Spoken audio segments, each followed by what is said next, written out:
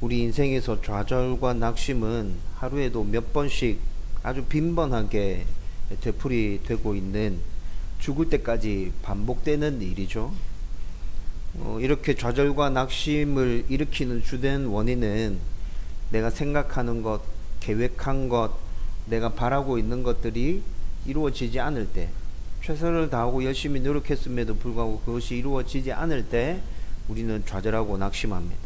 그리고 이것뿐만이 아니라 사람들과의 관계에 문제가 생길 때, 내가 사람들에게 거부당했다는 생각이 들거나 사람들과의 여러가지 일들로 인하여 다툼이 발생했을 때 우리는 그 일로도 좌절하고 낙심합니다. 또 아무런 이유 없이 그냥 내 속에서 일어나는 다른 사람들과의 비교 때문에, 저 사람은 저런데 나는 왜 이렇지? 라는 생각 때문에 우리는 좌절하고 낙심할 때도 있습니다. 여러분, 이런 것들로 인해서 굉장히 큰 충격이 오면 좌절하고 낙심하고 있는 그 시간도 길어지고 일상의 일들을 해가는 것도 굉장히 어려워지죠. 또 개인주의적인 흐름이 날로 발전해 가고 있는 이 사회에서 그렇게 좌절하고 낙심하고 있는 사람들에 대해서 사람들이 관심을 가져주지 않음으로 인해서 그냥 그곳에서 아예 헤어나오지 못하는 사람들도 점점 많아지고 있습니다. 방에 들어가서 나오지 않고 지내는 사람들, 가끔씩 우리 뉴스를 통해서 그런 사람들의 이야기를 접하죠. 여러분, 나는 자연인이다 라는 프로들 아마 여러분들이 잘 알고 계실 거라는 생각이 듭니다. 산속에 들어가서 생활하는 사람들을 그리고 있는 프로인데, 여러분, 그렇게 산속에 들어간 이유를 생각해 보면, 제가 그 프로를 보면서 생각해 보니까 건강이 좋지 않아서 건강을 회복하기 위해 산속에 들어가는 사람들 되게 많은 것 같고요. 사업이나 사람들과의 관계에서 실패를 경험하고 좌절하고 낙심한 사람들이 또 산속에서 생활하는 모습들을 많이 봤어요. 사람들과의 그 관계를 단절시키고 그렇게 산속에 들어간 주된 원인 중에 하나가 바로 좌절과 낙심이라는 것이죠. 여러분, 제가 가끔씩 우리 교회 주변을 산책합니다. 저 위쪽으로 올라가 보면 아직 완전히 통제가 풀린 건 아닌데 가끔씩 바리케이트가 열려질 때가 있어요. 그러면 저 위쪽으로도 도로를 따라서 쭉 올라가 보는데, 저 위쪽에도 산속에서 살고 있는 분이 한 분 계십니다. 입구에 개인 사유지라고 써붙여 놨고 출입하지 말라고. 그런데 그 입구에서 시선을 위쪽으로만, 산속으로 위쪽으로 조금만 들어보면 움막이 지어져 있는 게 보여요. 사람이 그곳에 있는 걸 한 번도 본 적이 없지만 써져 있는 팻말과 움막이 지어져 있는 걸 보면 이곳에 누군가가 거주하고 있구나 라는 생각을 지나다닐 때마다 그곳을 보면서 하게 됩니다. 여러분, 우리 삶 속에서만 좌절과 낙심이 이렇게 빈번하게 일어나고 있는 일이 아니라, 좌절과 낙심은 아담과 하와 이후로부터 모든 사람들에게 하루에도 몇 번씩 빈번하게 일어나고 있는 일인 것이죠. 성경의 수많은 인물들 중에도 좌절과 낙심 가운데 힘들어했던 인물들이 있고요. 또 하나님은 그들을 위로하시고 회복시키는 모습들도 성경에서 계속해서 나타납니다. 오늘은 예레미야 선지자를 통해서 그가 왜 좌절하고 낙심하고 있는지, 하나님은 그를 어떻게 이렇게 세우는지에 대해서 함께 말씀을 나누어 보려고 합니다. 저와 여러분들 가운데 이 말씀이 힘이 되고 능력이 되어서 우리가 경험하고 있는 그 좌절과 낙심 가운데서 다시 일어서서 하나님의 사람으로 굳건하게 이 땅 가운데 하나님의 영광을 드러내며 살 수 있기를 주님의 이름으로 축원드립니다. 오늘 본문은 예레미야가 자기 마음을 숨김없이 고백하는 것으로 시작하고 있죠. 예레미야서를 읽어보면 이것뿐만이 아니라 이런 말씀들이 계속해서 반복적으로 나타나고 있어요. 이 말씀으로 그가 심각한 좌절과 낙심 가운데 있구나, 하나님께서 그를 위로하시고 회복시키고 있구나 라는 것들을 알 수 있다는 것이죠. 그러면 먼저 예레미야가 왜 좌절하고 낙심했는지 그 이유부터 한번 살펴보십시다. 먼저 첫 번째는 자기 사역에 대한 기대가 무너졌기 때문에 그가 좌절하고 낙심했습니다. 여러분, 오늘 우리가 예레미야서 15장 10절 말씀 읽었죠. 10절 말씀에 보면 예레미야가 자기를 낳아준 어머니한테 원망하는 내용이 10절의 말씀입니다. 10절 말씀에 보면 이렇게 얘기합니다. 온 세계에 다투는 자와 싸우는 자를 만날 자로 나를 낳으셨도다. 어머니가 나를 그렇게 낳으셨습니다. 여러분 지금 이 얘기하고 있는 거예요. 또 10절에 이어지는 말씀들 보면 나는 아무것도 잘못한 게 없어요. 구워주지도 않았고 꾸이지도 않았어요. 이게 무슨 말이에요? 다른 사람들한테 해대는 거 아무것도 한 적이 없다는 거죠. 그런데 그 사람들이 나를 저주해요. 어머니가 이런 나를 낳았어요. 지금 어머니한테 하소연하고 한탄하고 불평을 쏟아내놓고 있습니다. 예레미야가 어머니에게 이런 원망을 하는 이유는 그의 지금까지의 사역과 그리고 오늘 우리가 읽었던 16절 말씀을 집중해서 살펴보면 좀 이해되는 것들이 있습니다. 지금까지 예레미야 사역은 어떤 사역이었죠? 예레미야가 선지자로 부름을 받고 아주 오랜 세월 남유다 백성들을 향해서 하나님의 말씀을 선포했습니다. 그가 전하는 하나님의 말씀은 늘 직설적이었고 날카로운 심판과 회개에 대한 메시지가 주를 이루고 있었습니다. 이런 메시지들을 사람들은 좋아하지 않았겠죠. 그래서 그는 늘 사람들로부터 배척을 당했고 조롱을 당하고 미움을 받았고 심지어는 조주의 소리까지 들어가면서 더 심하게는 왕이 그를 죽이려 할 때도 있었고 남유다 백성들이 그를 잡아서 죽이려 할 때도 있었어요. 이것뿐만이 아니라 하나님께서는 상징 메시지로 그에게 결혼하지 말라고 말씀하셨죠. 여러분 유다 백성에게 미혼 남자라는 단어가 존재하지 않습니다. 히브리어에 미혼 남자라는 단어가 존재하지 않아요. 이때 이 당시에 히브리인들은 결혼해서 가정을 꾸리고 자녀를 많이 낳는 것은 지극히 당연한 거예요. 그렇게 살지 않는 사람들은 죄를 범하는 거예요. 그래서 미혼 남자라는 단어도 존재하지 않아요. 그런데 그런 상황에서 하나님께서 예레미야에게 결혼하지 말라 말씀하십니다. 상징적인 메시지가 그 안에 담겨져 있다 말씀드렸죠. 여러분 그래서 예레미야는 철저하게 혼자예요. 자기 옆에 가족들이 없어요. 친구들이 없어요.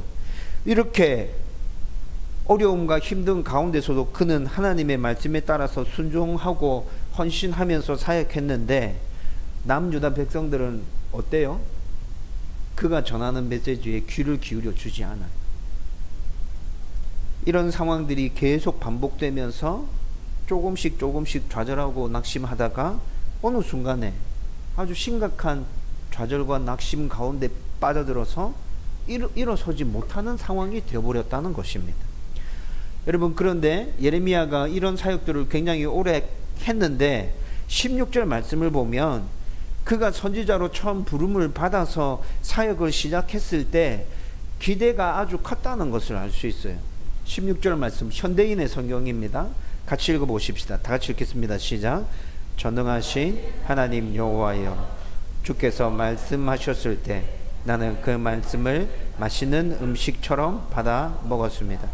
주의 말씀이 내 마음의 기쁨과 즐거움이 되었던 것은 내가 주를 섬기는 종이었기 때문입니다. 아멘. 이 말씀은 예레미야 선지자가 하나님으로부터 부름을 받아서 선지자의 사역을 첫 번째로 시작할 때 그의 마음을 표현하고 있는 말씀입니다. 사역의 기대로 가득 찼던 그가 자기 생각과 다른 사람들의 반응을 보면서 깊은 좌절과 낙심 가운데로 빠져들게 되었다는 것이죠. 여러분 사람들은 누구나 자기 생각과 기대가 좌절되고 난관에 부딪히면 낙심하고 좌절하게 됩니다. 이런 경험이 반복되면 더 깊은 좌절 속으로 낙심 속으로 빠져들게 되죠. 예레미야가 지금 그런 상황이라는 것입니다.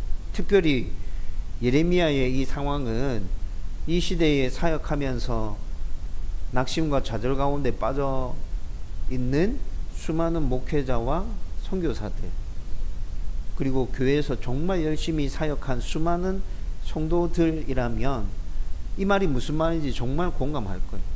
자기가 그림 그리는 게 있었어요. 기대하는 게 있었어요. 하나님께서 주신 소명과 사명에 따라서 정말 그 일들을 이루기 위해서 최선을 다하면서 목사와 선교사들 경우에는 자기 생명까지 갈아 넣으면서 그 일에 헌신했을 거예요. 그런데 기대했던 결과가 눈앞에 펼쳐지지 않을 때 마음이 무너져 내리기 시작하는 거죠. 여러분, 제가 여러분들에게 힘들고 어려울 때가 종종 있다고 말씀드렸는데, 제가 힘들어하고 어려워하는 부분도 바로 이런 것입니다. 생각했던 거, 기대했던 거, 그런 것들이 빨리 진행되어지지 않을 때 그 마음에 오는 힘듦, 그 어려움들, 여러분들도 아마 삶 속에서 이런 부분들 충분히 경험해 보셨기 때문에 예레미야가 좌절하고 낙심하고 있는 상황이 이해될 것이라 생각됩니다. 두 번째는 사람들과의 대립으로 모든 관계가 힘들어졌기 때문에 그가 좌절하고 낙심하고 있습니다. 15절 말씀인데 현대인의 성경입니다. 15절 말씀도 같이 읽어봅시다. 다 같이 읽겠습니다. 시작. 여호와여, 주는 아십니다. 나를 기억하시고 돌보시며 나를 박해하는 자에게 보복하소서.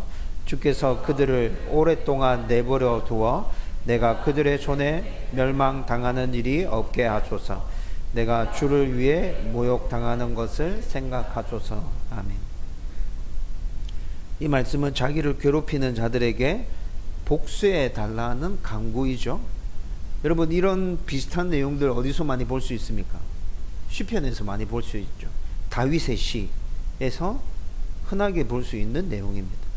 앞서 언급했던 것처럼 예레미야가 선포한 주된 메시지는 아주 직설적이었고 날카로운 심판과 회개의 메시지를 담고 있었습니다. 이런 메시지를 들은 남유다 백성들은 대부분 그에게 적대적으로 대응했어요. 그런데 하나님은 예레미야를 부르실 때 이미 이 부분에 대해서 충분하게 경고해 주셨습니다. 예레미야 1장 17절에서 19절 말씀을 읽어보면 하나님께서 예레미야에게 말씀하십니다. 내가 지금 너를 선지자로, 내 선지자로 이스라엘 백성들한테 보낼 텐데 내가 너에게 전하는 메시지를 그들에게 전달해 주면 그들이 너를 괴롭힐 거야. 그런데 두려워하지 마라. 내가 너와 함께한다. 그들의 반대와 배척에 맞서려면 너의 마음이 쇠 기둥같이 되어야 할 거야. 쇠 성벽같이 되어야 그들이 너에게 하는 말들을 너는 감당해낼 수 있을 거야. 근데 걱정하지 마. 내가 너와 함께 할 거야. 여러분, 하나님께서 예레미야를 선지자로 부르실 때 이미 이 부분에 대해서 이렇게 경고하시고 함께 해주시겠다 말씀해 주셨어요. 그런데 이 말씀을 듣고 사역을 시작했습니다. 그리고 오늘 본문의 말씀이 주어질 때 예레미야는 거의 한 30년 정도를 사역한 상황입니다. 30년 세월 동안 하나님께서 불러주신 그 소명을 붙들고 하나님께서 경고해 주신 그 메시지를 붙들고 그래, 마음을 강하게 하고 담대하게 해서 하나님의 말씀을 그들에게 잘 전해줘야지, 언젠가 그들이 변하게 될 거야 라는 기대와 소망을 가지고 끊임없이 그 일을 해왔는데, 30년 넘게 그 일을 해왔는데 한결같이 돌아오는 건 뭐예요? 조롱과 배척과 미움과 저주와 감금과 생명의 위협이었어요. 좌절하고 낙심하게 되는 것이죠.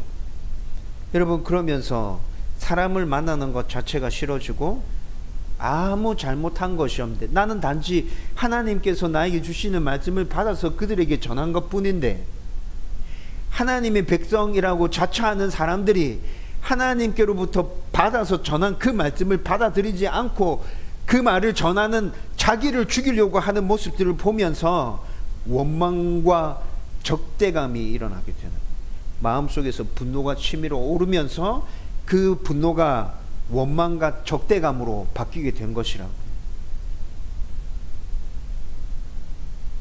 여러분, 원망과 적대감, 이런 감정이 우리 안에 있으면 깊은 좌절과 낙심으로 우리를 계속 몰아넣게 되고 영적인 부분에서도 힘을 쓸 수 없게 만들어 버립니다.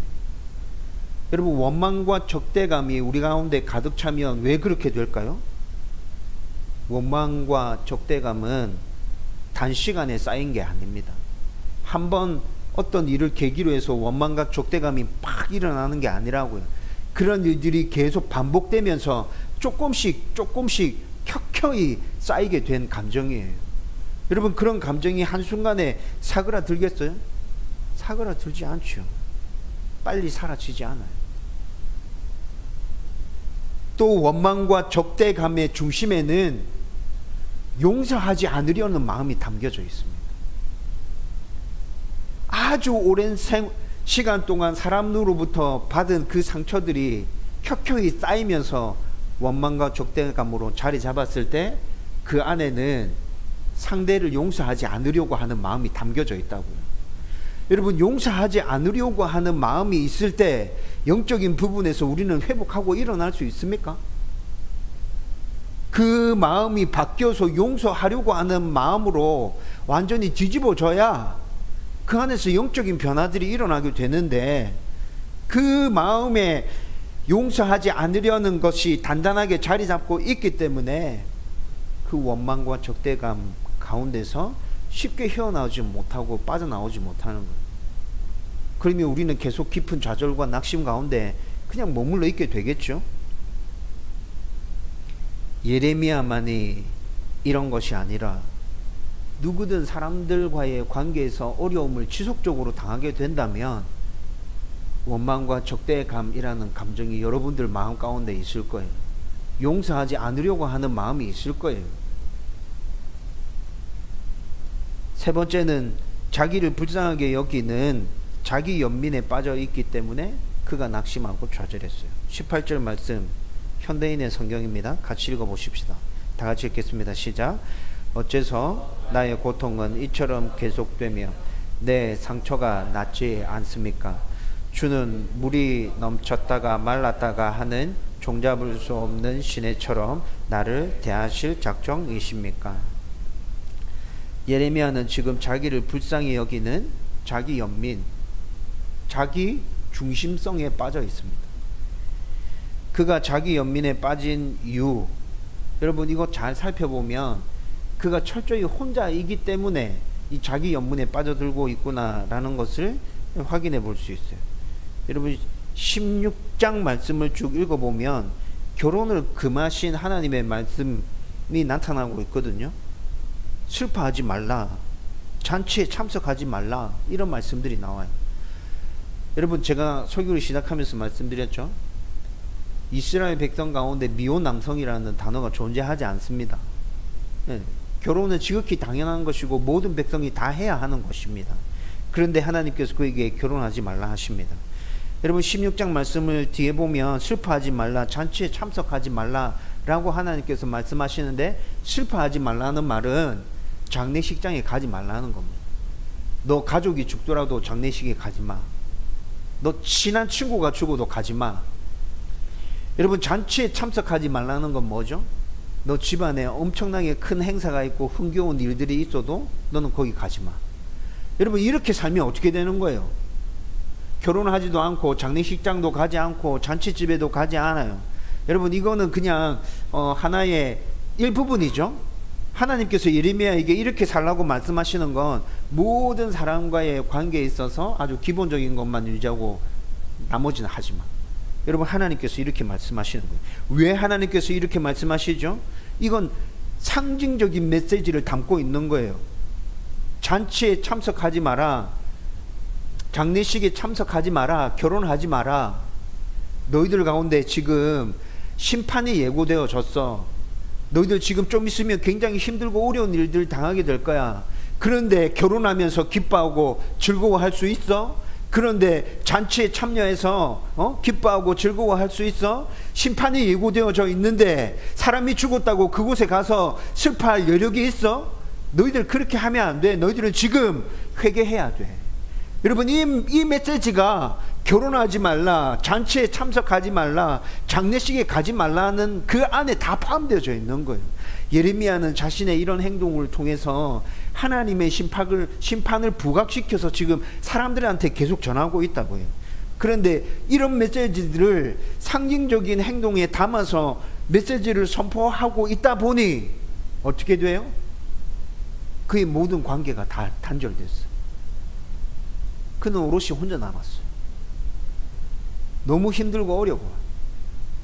마음이 무너져 내리는데 그 마음 무너져 내림에 대해서 누군가에게 가서 말할 사람이 없다고. 여러분, 이것이 얼마나 미치고 환장하게 만드는 것인지 여러분 알잖아요. 내 마음이 진짜 폭발할 것 같은데, 물론 그것을 다른 사람에게 얘기한다 하더라도 그 사람도 어떻게 할 수 없다는 거 알아요. 그렇지만 내 마음을 터놓고 얘기할 수 있는 상대가 있을 때 어떻습니까? 조금 위로가 되잖아. 조금 마음이 풀어지잖아. 근데 예레미야에게 지금 그런 사람 아무도 없다고요. 그래서 자기가 너무 불쌍하게 느껴지는 거예요.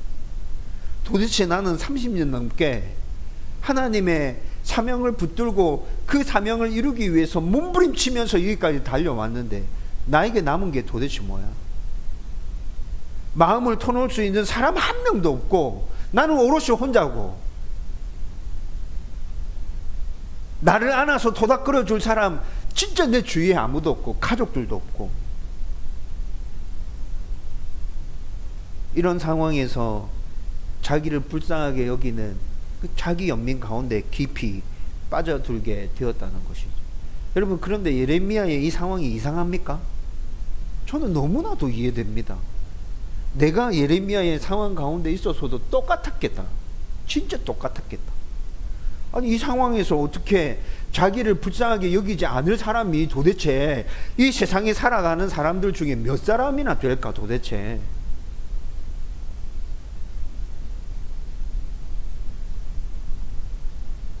그럼에도 불구하고 지나친 자기 연민은 깊은 좌절과 낙심 가운데 몰아넣는다는 것은 분명한 사실이라는 것이죠.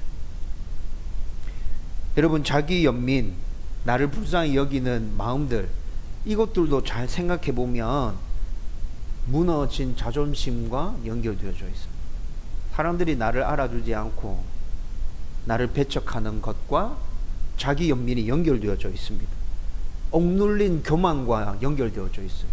여러분, 교만이 억눌려져 있다, 이건 지극히 당연한 것이잖아요. 예수 믿는 사람들에게 살아있는 교만이 아니라 억눌려진 교만은 지극히 당연한 것이에요. 그런데 자기 연민 가운데 빠져들면 이 억눌려진 교만도 막 굉장히 못마땅하게 여겨지게 됩니다. 억눌려진 교만과 자기 연민이 이렇게 연결되어진다는 것이죠. 그것뿐만이 아니라 자기 연민은 사람들의 인정과 칭찬을 갈구하게 합니다. 내가 이렇게 불쌍하게 여겨지는데 다른 사람들이 나를 좀 인정해주고 칭찬해주면 좋겠어 라는 것과 연결되어진다는 것이죠. 근데 이 모든 것들, 상한 자존심, 억눌린 교만, 인정과 칭찬, 자기 연민과 연결되어져 있는 이런 모든 것들은 또 깊이 생각해 보면 죄와 연결되어져 있습니다. 이런 것들이 더 깊은 좌절과 낙심으로 점점 우리를 몰아넣고 있는 거예요. 예레미야는 지금 이런 모든 것들이 다 겹쳐서 아주 심각한 좌절과 낙심 가운데서 일어나지 못하고 있습니다. 그럼 이제 예레미야의 좌절과 낙심을 해결하기 위한 하나님의 위로와 회복에 대해서 함께 또 살펴봐야겠죠. 여러분, 오늘 우리가 읽었던 본문 말씀 중에 11절부터 14절까지 직접적으로 하나님께서 그에게 말씀해 주십니다. 우선 하나님이 예레미야의 하소연을 다 듣고 계세요. 지금 말씀 너무 빨리 나왔어요.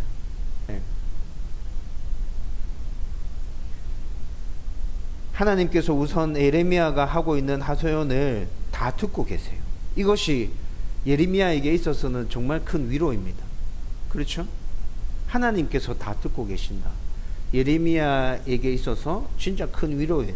이것뿐만이 아니라 11절 말씀에 보면 하나님께서 직접적으로 그에게 위로의 말씀을 전해 주십니다. 11절 말씀, 여호와께서 이르시되 내가 진실로 너를 강하게 할 것이요 너에게 복을 받게 할 것이며 내가 진실로 내 원수로 재앙과 환난의 때에 내게 강구하게 하리라. 하나님께서 예레미야를 위로하고 계시는 게 분명히 맞죠? 그리고 12절에서 14절 말씀 보면 예레미야를 괴롭히고 있는 남유다 백성들을 심판하시겠다 말씀하고 있어요. 너는 지금 내 말을 받아서 그들에게 전해준 것인데 그들이 너를 괴롭혀? 그것 때문에 너무 힘들어하지 마. 내가 그들 심판할 거야. 때가 되었을 때 반드시 내가 그들을 심판할 것이니까 너는 그것 때문에 힘들어하지 마. 하나님께서 예레미야를 이렇게 직접적으로 위로해 주고 계신다고요. 그런데 여러분, 이 위로에 대해서는 이미 회복하시는 하나님이라는 주제의 말씀을 나누면서 여러 번 여러분들에게 말씀드렸어요. 하나님께서 우리의 어려움과 힘듦을 듣고 계신다. 그리고 그 부분에 대해서 하나님께서 어떻게 일해 주실 거고 역사해 주실 것이다.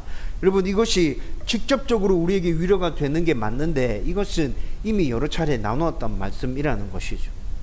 오늘 제가 여러분들에게 나누려고 하는 하나님의 위로와 회복은 이런 부분과는 조금 다른 차원에서 하나님께서 말씀하고 계십니다. 19절 말씀 한번 보십시다. 오늘 말씀에 나오는 위로와 회복의 첫 번째는 회개하라입니다. 회개하라. 어떻게 회개하라는 것이 위로와 회복의 말씀이 될 수 있죠? 19절 말씀 한번 보십시다. 다 같이 읽겠습니다. 시작.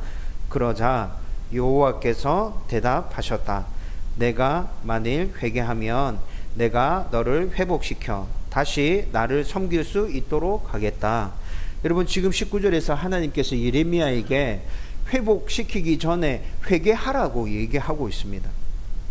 사역에 대한 기대가 무너진 것, 자기 연민에 빠진 것은 하나님에 대한 신뢰와 확신이 흔들렸기 때문입니다. 여러분, 오랜 세월 맡겨진 사역을 잘 감당하다가 갑자기 좌절과 낙심 가운데 빠진 이유를 한번 생각해 봐야겠죠? 제가 말씀드렸잖아요. 오늘 본문의 상황은 예레미야가 한 30년 정도의 세월 동안 열심히 사역하다가 지금 이렇게 된 거라서, 앞에 30년 동안은 그러면 똑같은 일들이 계속 반복되고 있었는데 그때는 왜 괜찮았지? 근데 지금 왜 이런 거지?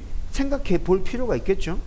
선지자로 부름받았을 때 그는 하나님에 대한 신뢰와 확신이 분명했고 흔들리지 않았어요. 그 믿음이 굳건하게 서 있었단 말이에요. 그래서 사람들이 배척하고 조롱하고 미움을 쏟아내고 저주하고 괴롭힐 때도 잘 견딜 수 있었어요.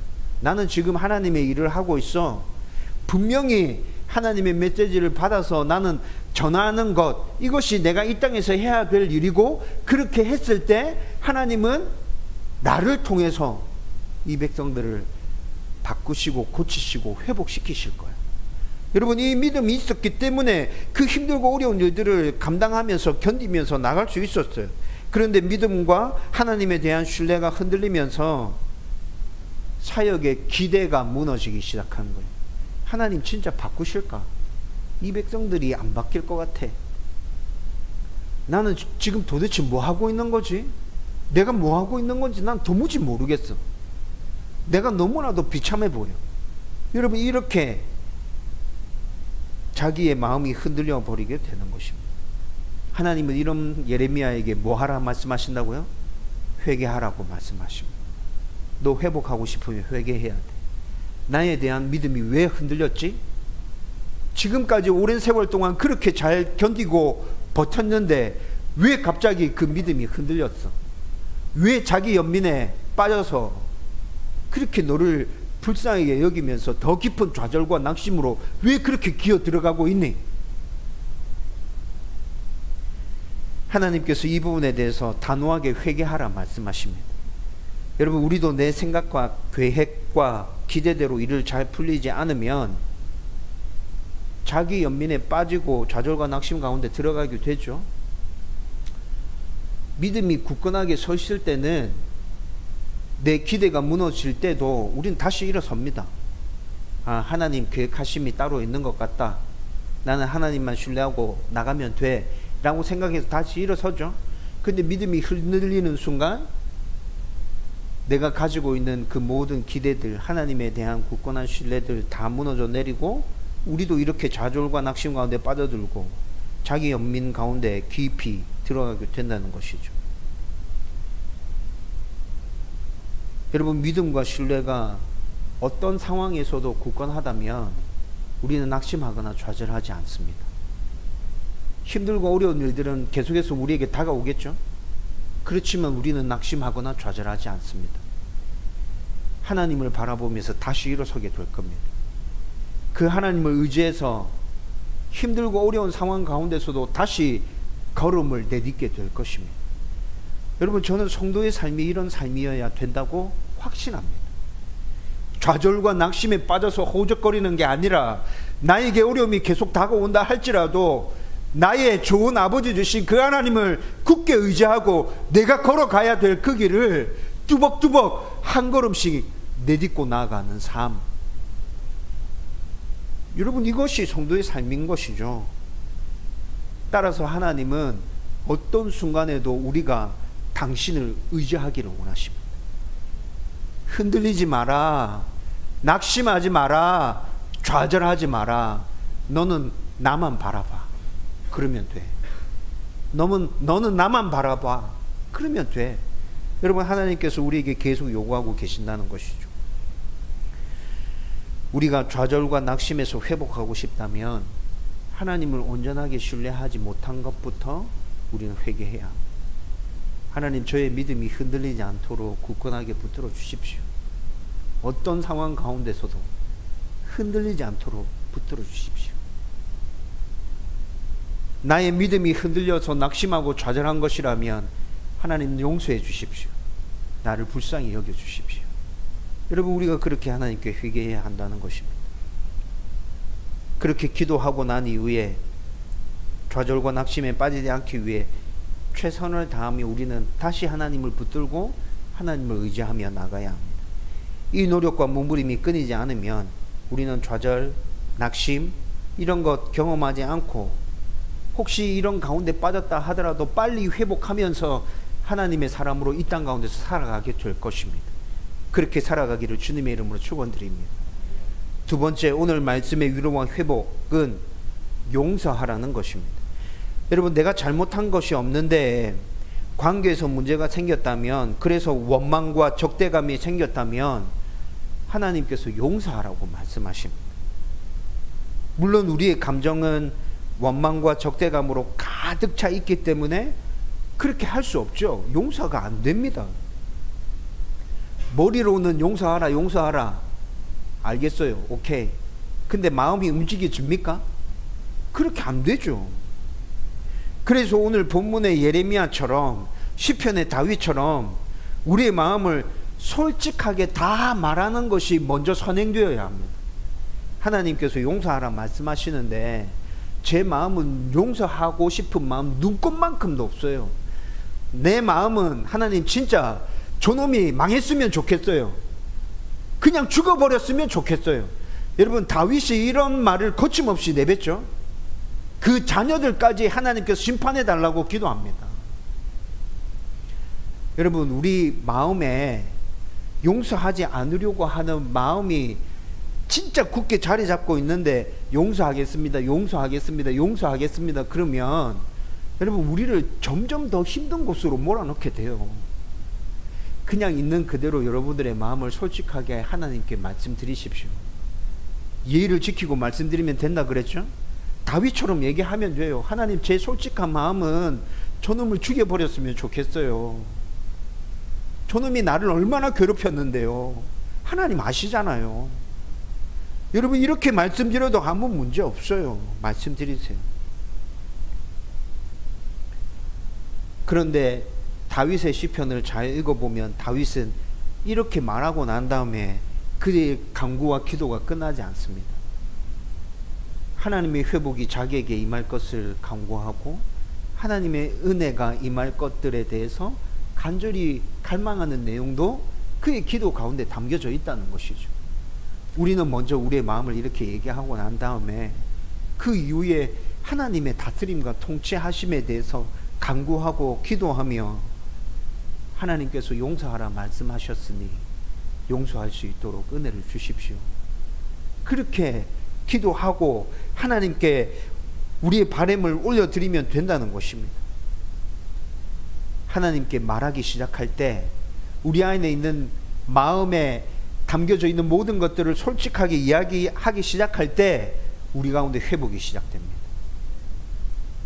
그리고 그렇게 얘기하고 난 이후에 하나님의 은혜와 긍휼을 구할 때 우리는 다른 사람들을 용서할 수 있게 된다는 것이죠. 하나님께서는 우리에게 이미 이런 말씀을 허락해 주셨어요. 내가 너희를 용서했듯이 너희도 다른 사람들 용서해야 돼. 여러분, 이 일이 어떻게 가능한 거예요? 내가 너희를 용서했기 때문에, 그 은혜를 너희들이 덧입었기 때문에 너희들도 다른 사람들을 용서할 수 있게 될 거야. 우리 안에 이미 예수의 영인 성령이 들어와 계시잖아요. 예수님은 어떻게 용서해 주셨죠? 로마 군인들이 자기를 십자가에 못 박았습니다. 십자가에 달려서 생명의 불이 점점 희미해지면서 꺼져갑니다. 그때 하나님께서, 아니 예수님이 하나님께 간구합니다. 하나님, 저들이 무슨 짓 하고 있는지 모릅니다. 저들을 용서해 주십시오. 저들을 불쌍히 여겨 주십시오. 예수님이 이렇게 자기를 죽이는 원수를 향해서 용서를 선언하며 기도하셨죠. 그런데 그분의 영이 지금 어디에 있다는 거예요? 저와 여러분들 마음 가운데 들어와 계시다는 거잖아요. 그분의 영이. 하나님이 이미 우리를 용서해 주셨고, 자기를 죽이는 원수를 향하여 용서를 선포하셨던 예수의 영이 이미 우리 가운데 들어와 있고, 그러면 하나님께 은혜를 구하고 도움을 구할 때 우리도 인간적인 생각에서는 용서하고 싶은 마음 눈꼽만큼도 없지만 하나님의 도움 가운데 용서해 줄 수 있지 않을까요? 하나님께서는 우리가 이렇게 되기를 원하시는 거예요. 진짜 회복되기를 원한다면 용서해 줘라. 그래야 니네들 가운데 진짜 회복이 일어나. 회개와 용서를 통해서 깊은 좌절과 낙심에서 빨리 회복할 수 있기를 주님의 이름으로 축원드립니다. 여러분, 이제 말씀을 정리하려고 합니다. 말씀을 정리하면서 깊은 좌절과 낙심 가운데서 회개하고 용서했을 때 하나님이 예레미야를 어떻게 회복시키신다 말씀하시는지 오늘 읽은 본문의 말씀을 통해서 간단하게 정리하려고 합니다. 19절의 말씀에 다시 하나님의 말씀을 전하는 대변자가 되게 해주시겠다 말씀하십니다. 너가 그 깊은 좌절과 낙심 가운데서 회개와 용서를 통해서 다시 일어서고 회복하게 된다면 내가 다시 너를 나의 대변자로 세울 거야. 20절의 말씀에서 하나님 말씀하십니다. 튼튼한 놋 성벽이 되게 하겠다. 너를 이길 수 있는 사람 아무도 없을 거야. 내가 너와 함께 할 거야. 21절에 말씀하십니다. 악한 자의 손과 잔인한 자의 손에서 내가 너를 구하여 건져내겠다. 여러분, 이것보다 더 확실한 회복의 메시지가 있습니까? 하나님께서 좌절과 낙심 가운데서 깊이 헤매고 있는 그 예레미야에게 너 회개해. 너를 괴롭힌 사람들 용서해 줘. 그러면 내가 이렇게 너를 다시 회복시키겠다. 하나님 말씀하고 계시다는 것이죠. 여러분, 이 말씀을 굳게 붙들고, 여러분 지금 혹시 낙심과 좌절 가운데 있다면 회개하고 용서를 행하면서 다시 일어서십시다.